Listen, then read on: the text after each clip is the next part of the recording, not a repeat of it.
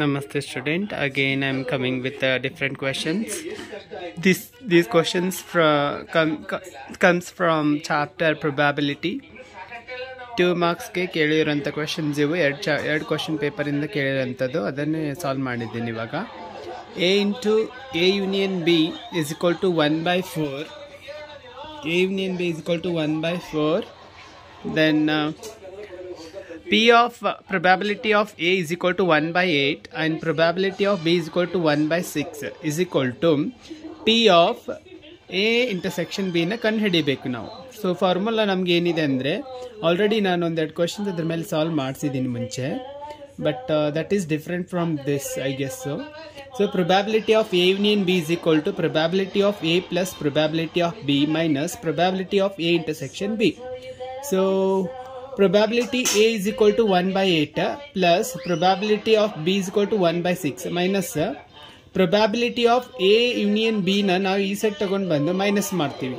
minus 1/4 is equal to ಇವನ್ನ ಎರಡು add ಮಾಡಿ ಇದರಲ್ಲಿ ಮೈನಸ್ ಮಾಡಿದರೆ 1/24 ಬರುತ್ತೆ. ಆರ್ ಎಲ್ಸ್ 1/24 ನಾವು ಡಿವೈಡ್ ಮಾಡಿದರೂ ಕೂಡ 0.0417, ಆರ್ ಎಲ್ಸ್ ಎಲ್ಲಾನು ಡಿವೈಡ್ ಮಾಡಿ ಪ್ಲಸ್ ಮಾಡಿಕೊಂಡು ಮೈನಸ್ ಮಾಡಿದರೂ ಕೂಡ 0.042ನೇ ಬರುತ್ತೆ. Next second question, probability of A union B is equal to 0.8. So probability of A is equal to 0.3, probability of B is equal to 0.7 and find probability of A intersection B. Same again, same formula.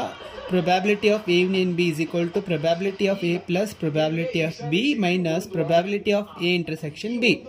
So A is equal to 0.8. Sorry.